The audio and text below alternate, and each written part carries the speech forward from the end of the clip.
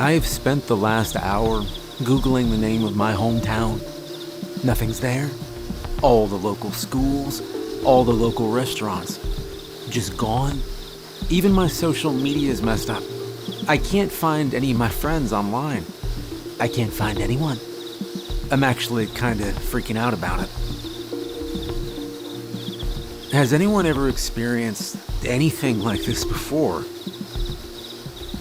Don't believe me? Well, try it yourself. Fullerton City High, gone. Fullerton Middle, gone.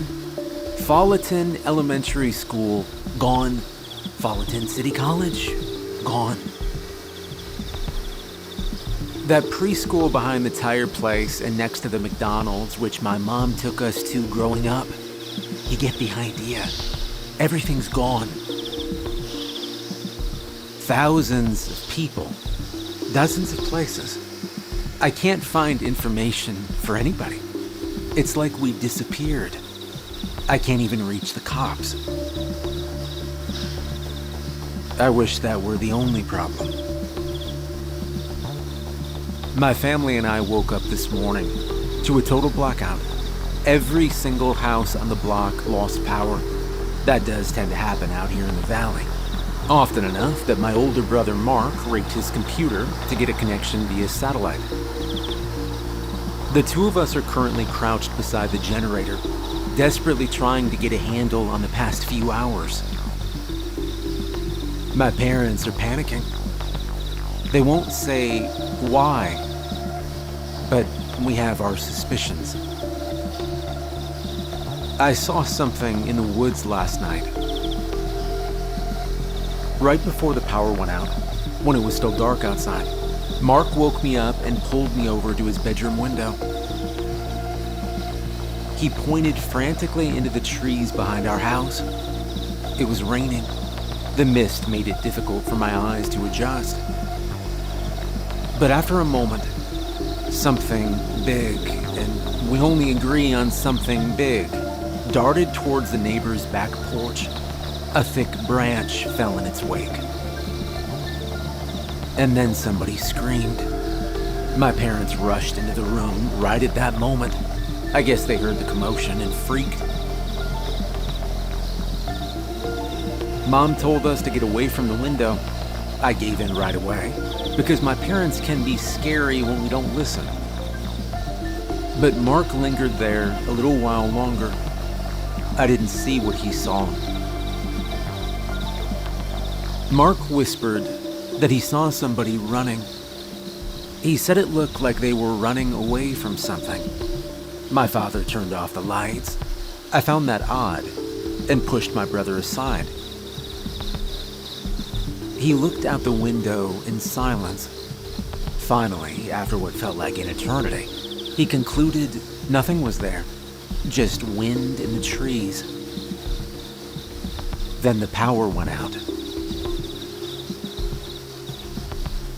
My parents have been acting very weird ever since. During the day, my mom tried to keep us in the kitchen. She made breakfast, lunch, and dinner over the fireplace. She even broke out a board game in the afternoon, and we played for a couple hours. She kept asking about schoolwork, or football, or baseball, or anything but the odd situation we were in. We tried to change the subject, trying to ask her what was happening outside, but it was no use. She ignored our questions. My father, well, he had a wild look in his eyes. Mark and I can't recall anything like it. He kept rushing to check the window every few minutes. Then he would sit down to check his cell phone. Then back to the window. Then back to his phone. Like clockwork. Each rotation left him more agitated than the last.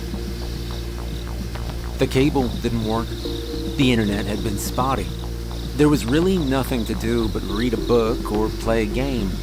Mark asked me to go for a walk before dinner. I thought Mom might pop the temple out of her forehead. "Nobody goes outside," she snapped. "There could be live wires on the ground." Mark snorted at that. "Watch your attitude," she barked, "and keep the windows closed." I asked why, and she just stared at me with these deadly, fearful eyes that made me very uncomfortable. She looked like she wanted to tell me something, but my father answered instead.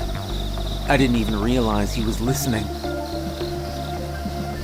"Nobody goes outside," he said.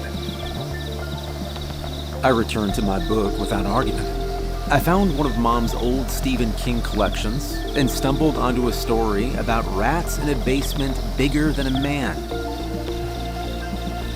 Time moved a little faster while I read. The walls of my house started to evaporate. It didn't take long for my imagination to disappear down the stairwell in the story, plunging further into the darkness with each step. Listening to untold things move around me perilously through the blackness. Somebody knocked on the door around 10 p.m. After an entire day of endless boredom, I thought this might be my salvation. Thank God. Maybe a maintenance worker, maybe a neighbor, maybe my friend from down the block finally convinced his mother to traverse the minefield of imaginary live wire. I got up from my chair to answer the door. My father sprinted across the room to block me.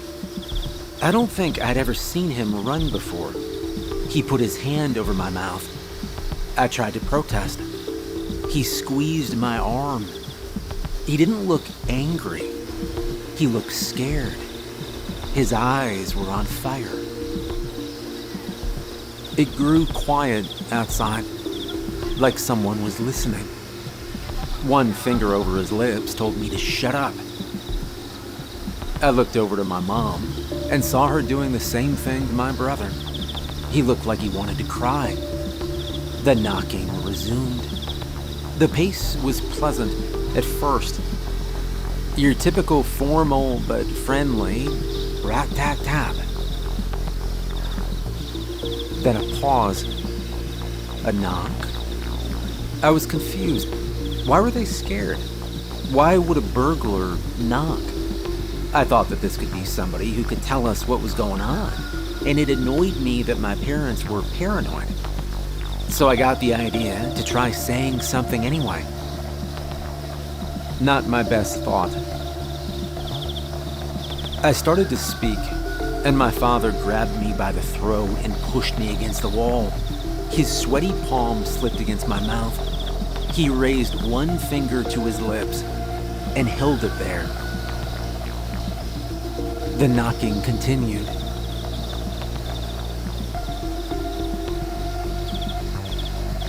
My brother whimpered in the corner.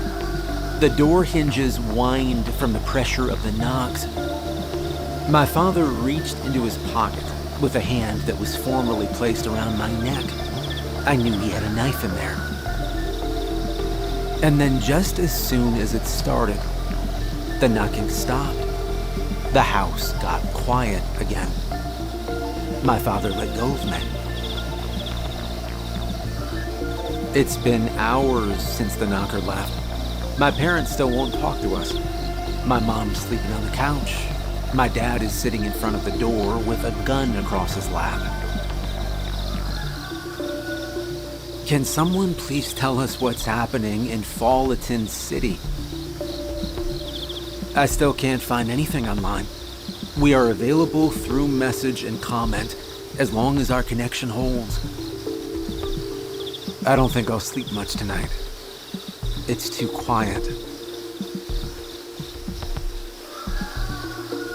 Do you know what happens when you search online for Falleton City now?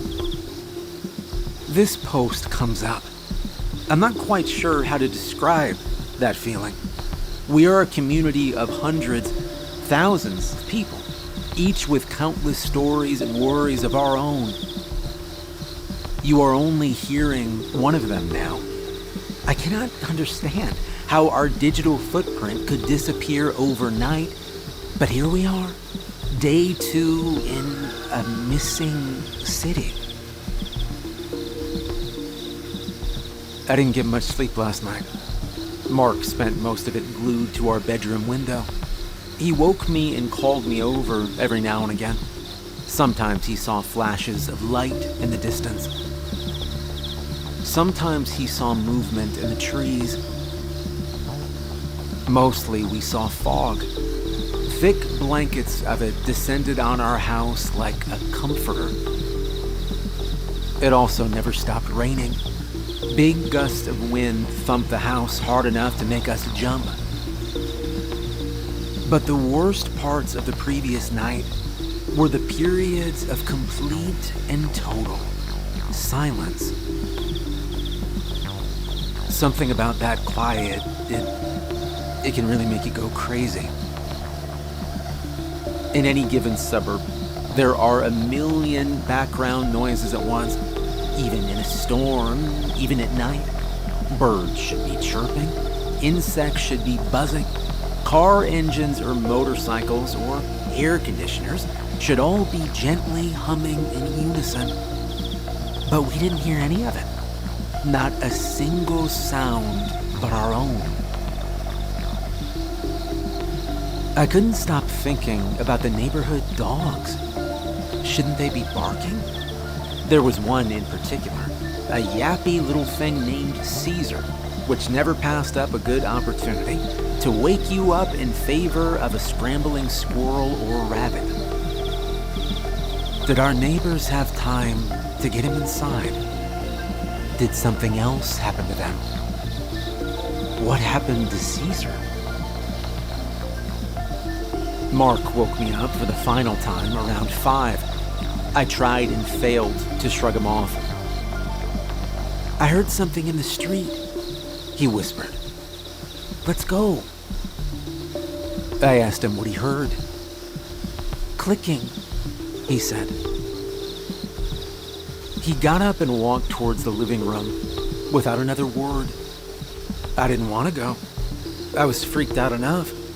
I didn't and still don't need to add another messed up layer to this situation. Blissful ignorance is sometimes the best approach.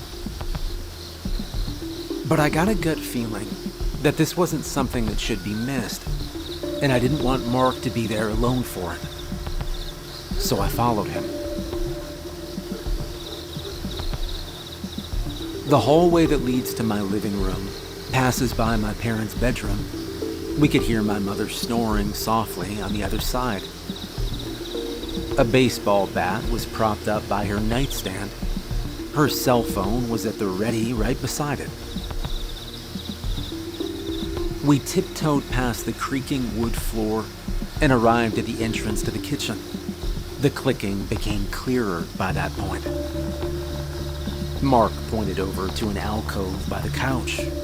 I followed him to the corner.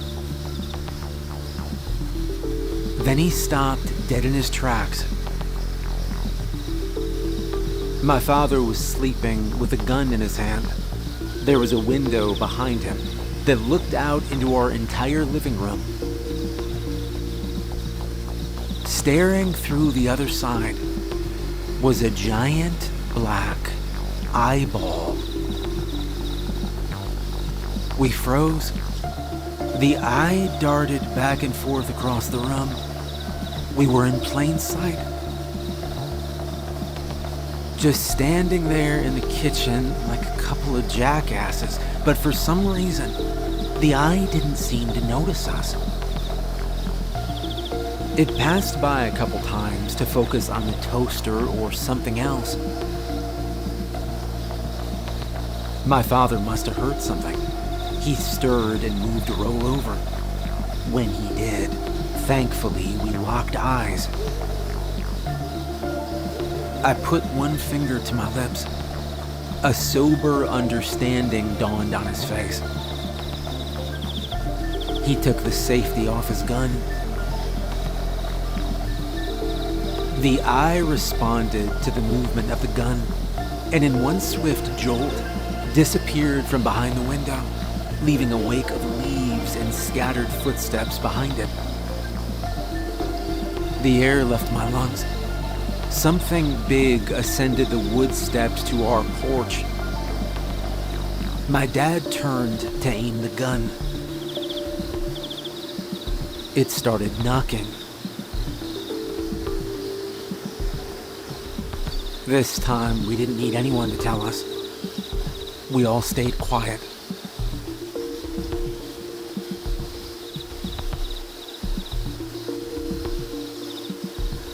We sat in silence for the better part of the early morning. My mother awoke some hours later and got prepared to make breakfast, and only then did it feel safe enough to move around the house. Nobody told her what happened. I didn't think we needed to.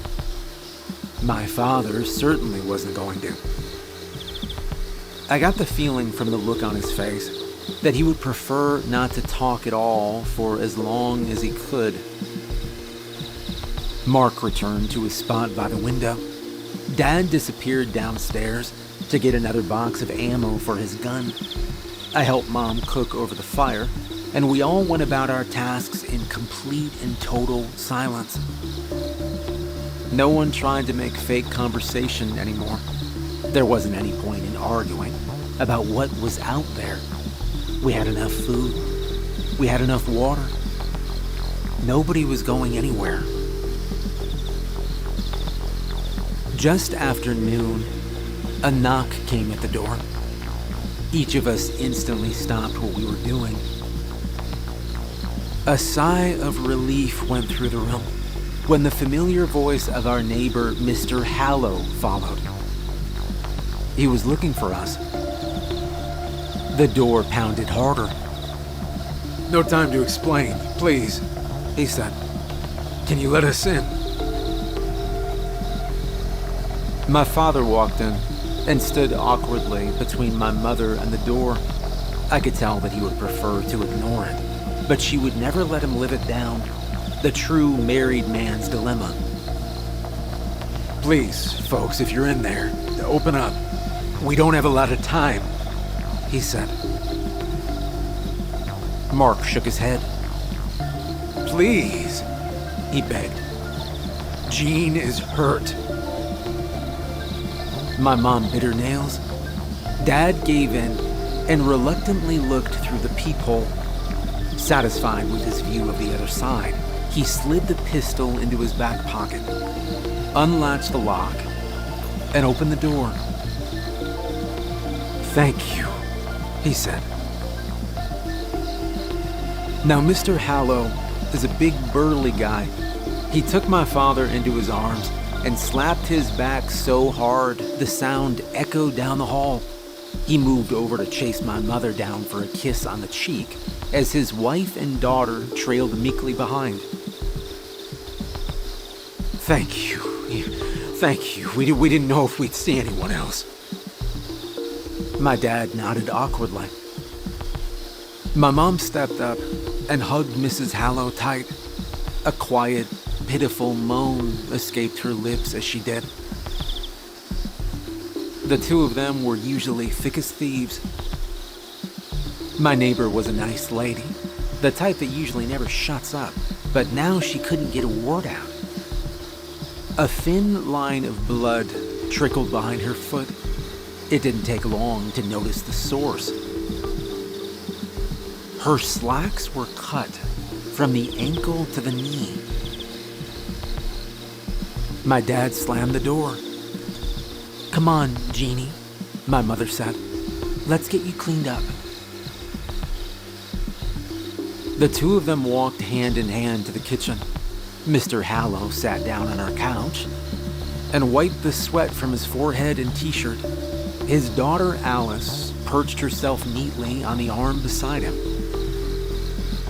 "Like I said, it's lucky we found somebody," he said. My father nodded again.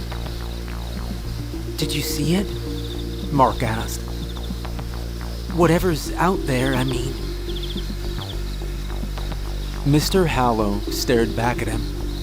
He took a second before he spoke, like he wanted to pick his words, which didn't quite fit a guy like him. One of them got in the house, he said. An open window downstairs. We trapped it in the basement. My father held up his hand. Didn't feel safe staying there, though. Mr. Hallow continued. My father interrupted. Enough, he whispered. Take a break, Mike. Let's talk. Mr. Hallow nodded in bewilderment. He got up and shuffled after my father towards the dining room, leaving Mark and I with Alice. Alice Hallow is around my age.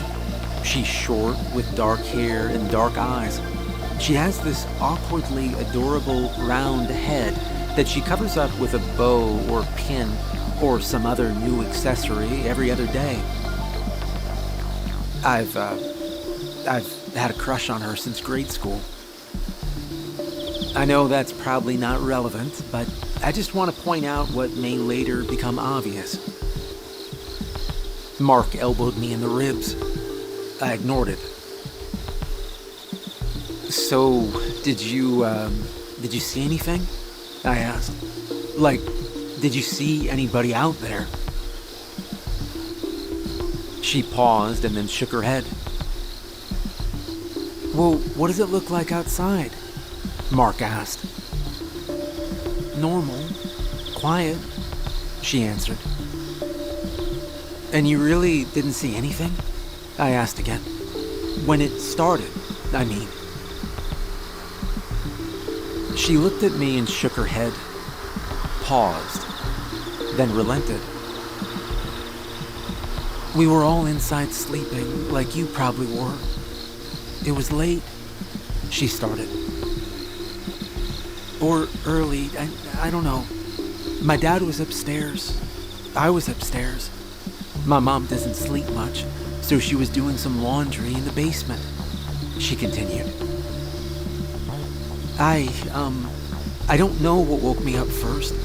Her screaming, or the power going out. They both seemed to happen at the same time. My dad started shouting her name, Jeannie, Jeannie, and my mom was just wailing from the basement. We both got to the kitchen and we could see her running up the steps. She was screaming at my dad, close the door, close the door.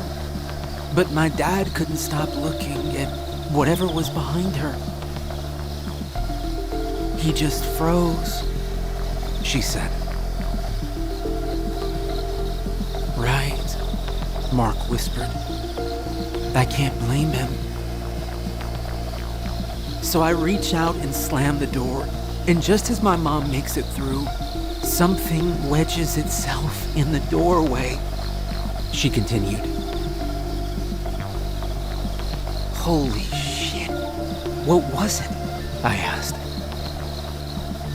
I don't know, I don't know. Something thick and sharp, like a claw, I guess. It was wet, too. It left a stain. Anyway, I couldn't get the door shut because of it. I was panicking. I kicked my dad in the shin and he threw his body weight against the frame. The lock finally clicked and we heard whatever it was fall down the stairs on the other side. She paused. It didn't come up again, she said. My father reemerged from the dining room some moments after. Mr. Hallow trailed behind. All right, who's ready to eat? He asked. We ate our fire-cooked meal in relative silence. All four parents made it abundantly clear through menacing stares that the topic of the shit show outside would not be discussed with children present. Mark again asked if he could go for a walk. Nobody even dignified him with a response. After our dishes were done and disposed of, we retreated into various alcoves of our suddenly cramped 3-bedroom. Mark and I went back to our room. Alice set up shop in the office with her mom. My mother retired to bed early, and both dads stood guard in the living room. The house grew quiet again. The wind and rain finally seemed to slow down. My Stephen King story kept me company.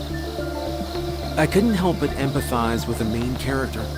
Somewhere in between tales of rats in armor, bat rats, and albino rats who never saw the sun, sleep came easily. And I was comfortable under the familiar warm sheets. I woke up to a rude shaking. Alice was standing over me. She didn't say anything. I guess she didn't have to. Mark and I rubbed the last remaining ounce of sleep out of our eyes and followed her wordlessly into the office. 2 cots were set up in the room. One looked disheveled. The other was still made. Alice pointed to the open window. Her mother was gone. My hometown is dying, and I don't want to die with it. I know it sounds ridiculous to be lamenting on an internet forum while the world is melting around me. At the moment, it definitely feels ridiculous. But you have to understand, if we don't survive, which we almost certainly won't,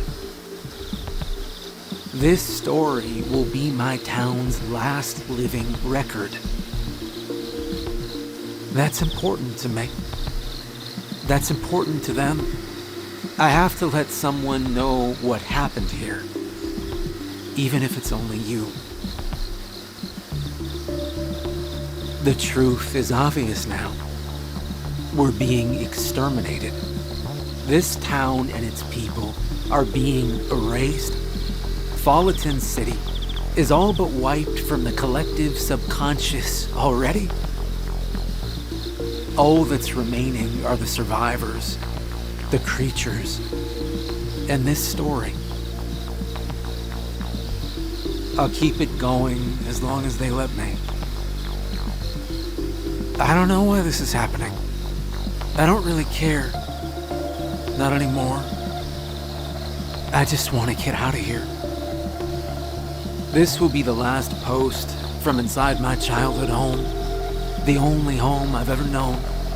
My brother and I have decided that we won't die here. Mark packed a couple of essentials in our school backpack. The only thing that's remaining is this laptop and a frank conversation with my parents. I know they're scared. We're all scared. But we have to do something. Mrs. Hallow didn't come back last night. Alice only stopped crying long enough to tell the adults what she knew, which wasn't much. She fell asleep sometime around midnight. Her mother was in the room at the time. She was acting strange, you know, she said. She just kept repeating the same things over and over, and her face was white, like really, really white.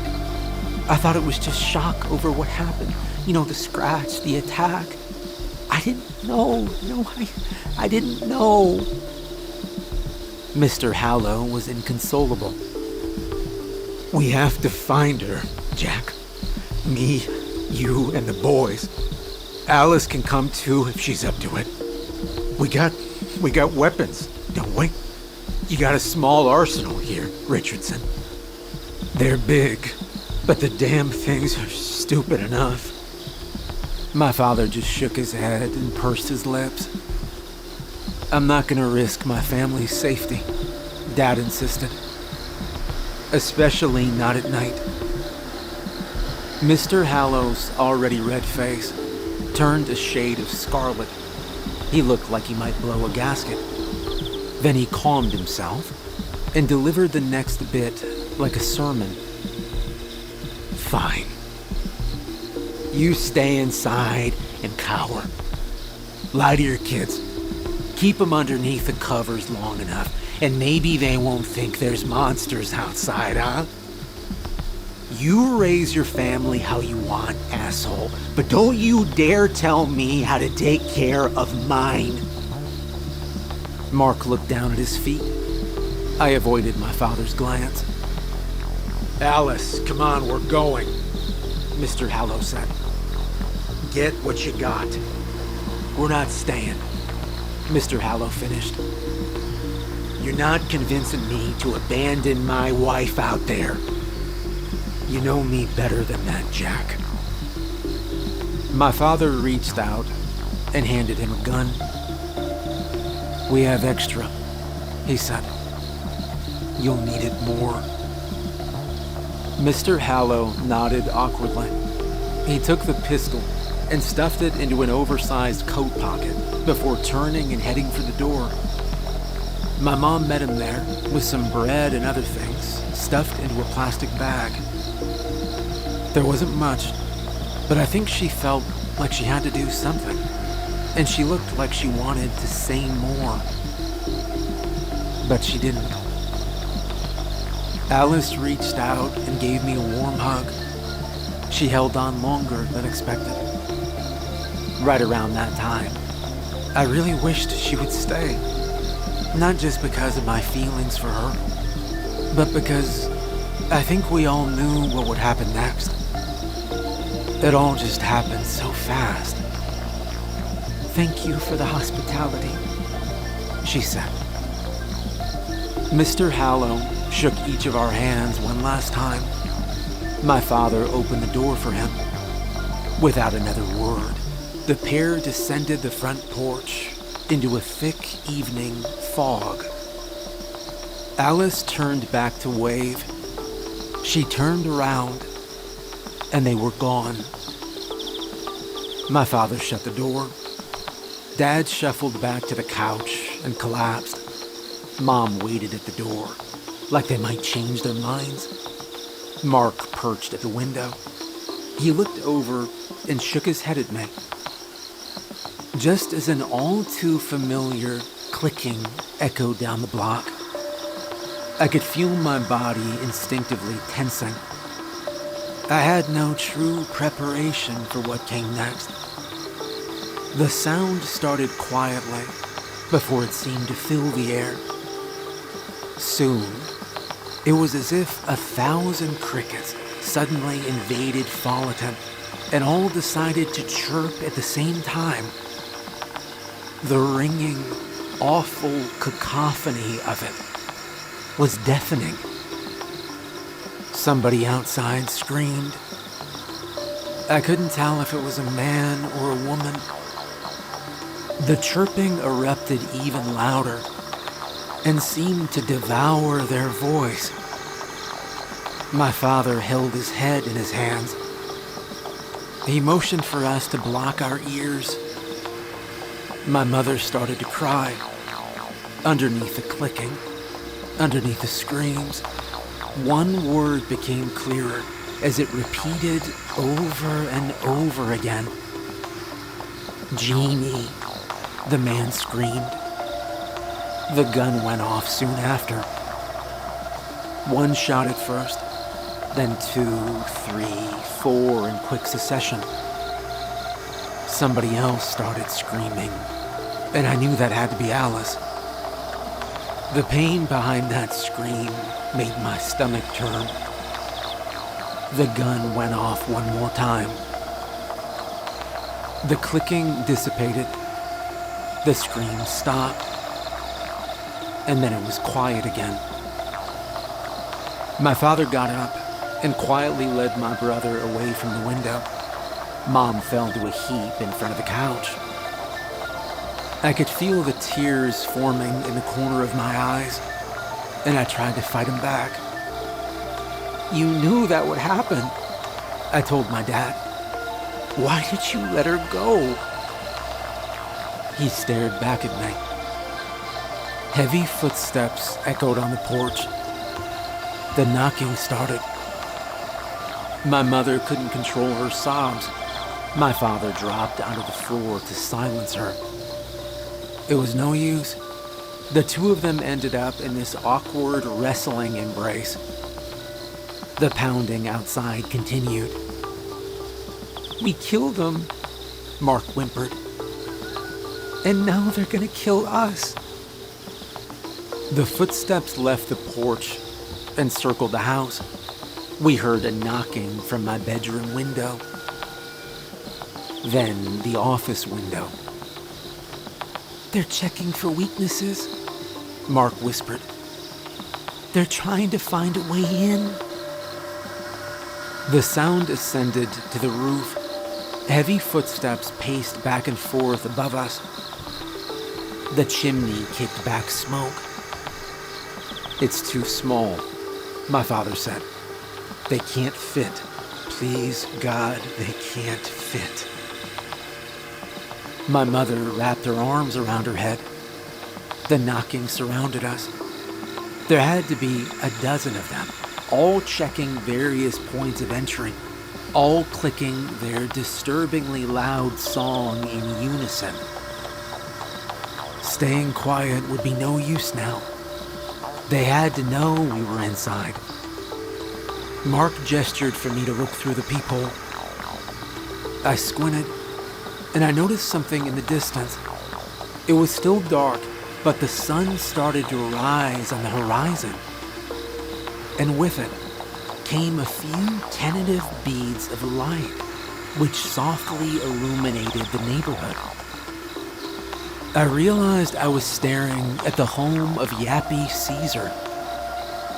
And standing in front of it was something I hope to never see again. The creature stood at least 2 to 3 times the height of a man. It held itself up on 2 massive legs that bent wildly at the knee. And behind it were smaller legs that trailed behind sort of uselessly. I thought at the time that they looked like fins. One of the bent legs reached out to my neighbor's glass. It started knocking. There was a moment's pause. Their window opened. I had to fight my instincts as a woman leaned outside as if to greet the creature, which gently took her into its hind legs and rambled down the hill. The unrelenting clicking soon gave way to the scurrying of heavy footsteps. A massive weight lifted itself off our roof. The sun came up. We were alone again. "We have to leave today. We can't take no for an answer. We have no choice. These things, they know we're here. They will get inside tonight. If I don't make it, you know what happened. But please wish me luck.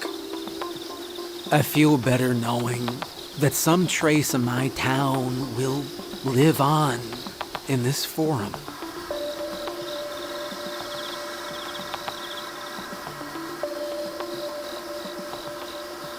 I can hardly describe driving through the complete devastation of my hometown. We passed dozens of familiar homes from over the years. Some of them had bullet holes. Some had bent frames or broken glass. Some had dead bodies in their front yards. And I tried not to look at those too long, because I knew the faces. But it's hard to stop yourself from looking once you start, you know. I saw Alice. I saw Mr. Hallow. I saw neighbors. I saw friends.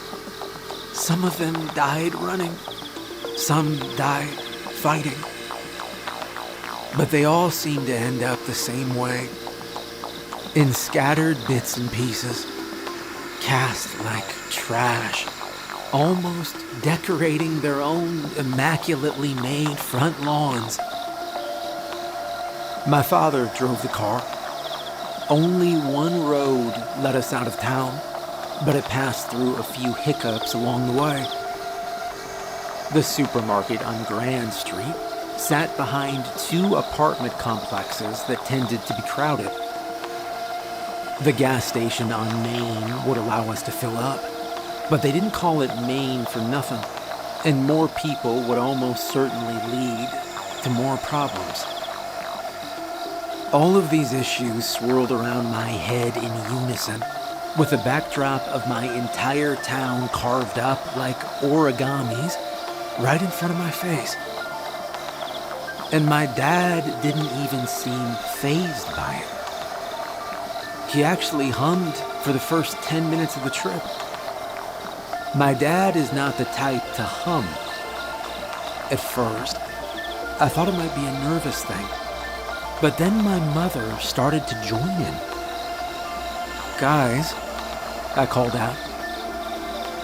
Mark glued himself to the car window. He wouldn't look at me, not even a shared glance of misery. I knew from his reaction that something bad was about to happen. I guess I just didn't want to admit it to myself. "Dad?" I said. My father slowed down around the grocery store. He pulled into the lot unceremoniously, as if it were any other Tuesday, while the corpses of our neighbors lined the streets among us, clearly baking in the heat of the rising sun. I actually thought we hit one of them. "What are we doing?" I asked. Nobody answered me. "Hello?" I tried again. My father parked the car. He leaned over to give my mom a peck on the forehead. She nodded and smiled back. After a moment of silence, he gingerly unclipped the seatbelt and moved to get out. Nobody bothered to stop him. "Dad," I said. "Wait, are you serious? You can't go out there." He smiled at me one last time. Looking back, I like to think there was still some part of my dad in that smile. He looked like a weight had just been lifted from his shoulders. Like he got us this far. Like his job was done. I didn't understand it then. I do now. I only saw the scratch when he got up. Right above the belt, hip to hip. His shirt had always been tucked. My mother took a deep breath. "Mom," I begged. "Mom, no, please." She looked back at me and took my hand. She was cold to the touch. Mark whimpered something. I knew then that my brother knew all along. "It happened the first night," he whispered. "They can't fight it anymore, Maddie. It won't let them." The car door opened. "Mom, no, you can't go out there." She pulled her hand away. "Mom, please." "It's okay, honey," she said dreamily. "It's okay, honey. It's okay, honey." She got out of the car and sprinted after my father. I never saw my mother sprint before. She looked so strange doing it. I watched the two of them go towards the store, hand in hand. In a moment they were there, and the next they were gone. "We have to follow them," I begged. "Okay," he whispered. "But be ready to run when I say run, deal?" There was a loud noise then.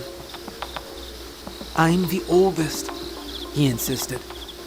"We don't know what we're gonna see inside there. You have to listen to me."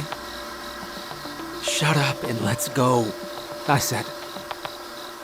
We hopped out of the car and ran across the empty lot. Rain and heavy wind swooped in with our arrival. Mark slipped in a pool of blood. I raced back to help him.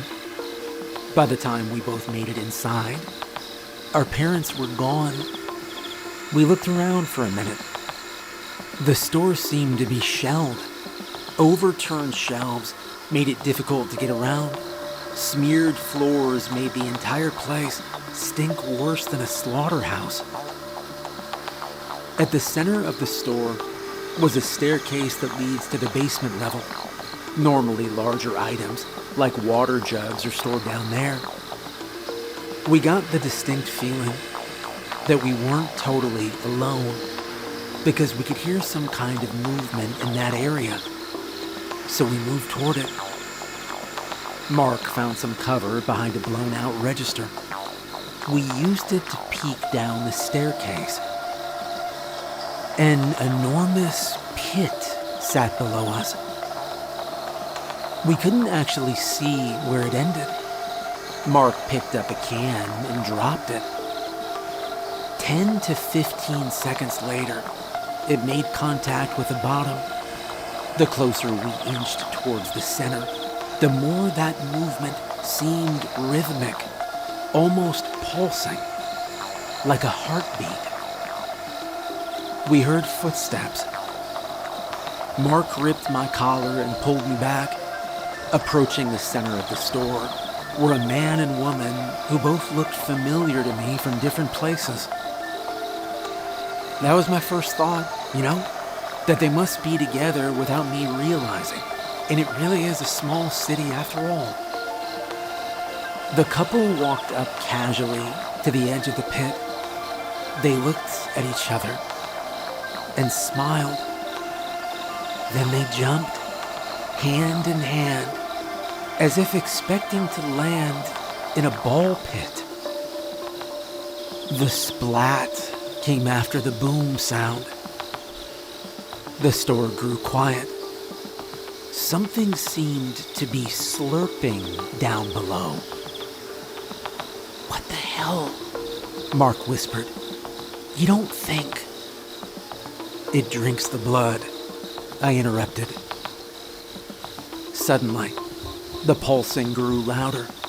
Horrible scraping ripped somewhere below it. I can't adequately describe this sound. Almost like a giant moth breaking its way out of a cocoon. A familiar rhythm took over. That knocking rhythm. "Checking for weaknesses," Mark muttered. "Even at birth." "We have to go," Mark said. "Yes, we do," I replied. Each of us put in our best track performances to date, and the building gave way as if an earthquake were underneath it. We skidded out of the front entrance just as the overhang dipped down to smash the carousel door. My brother got to the car before me. He jumped into the driver's seat, and thank God the keys were still in the ignition.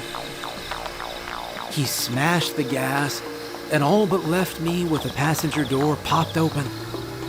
I hopped in at the last possible moment. The store collapsed behind me. Now, Mark doesn't know shit about driving, and neither do I, but any idiot can hit the gas and steer away from an explosion. We picked up speed while debris rocked the car.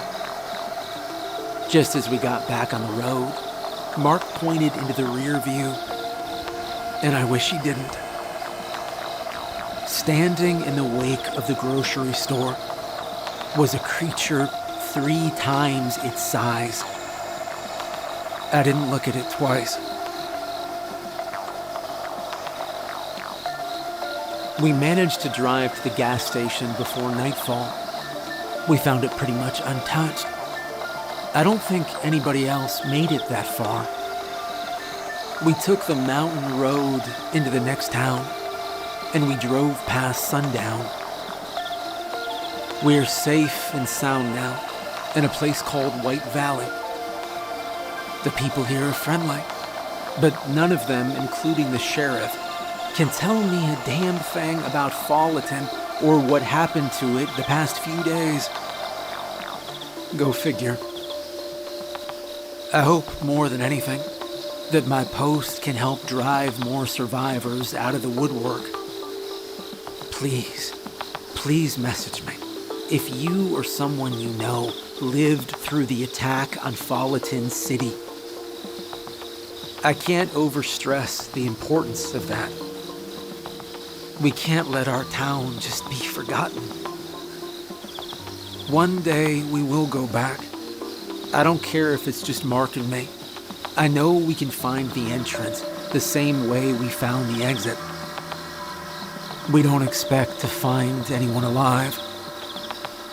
That's just hope that's not worth having. But we all have a right to know what's living there instead. Signing off for now, Matt.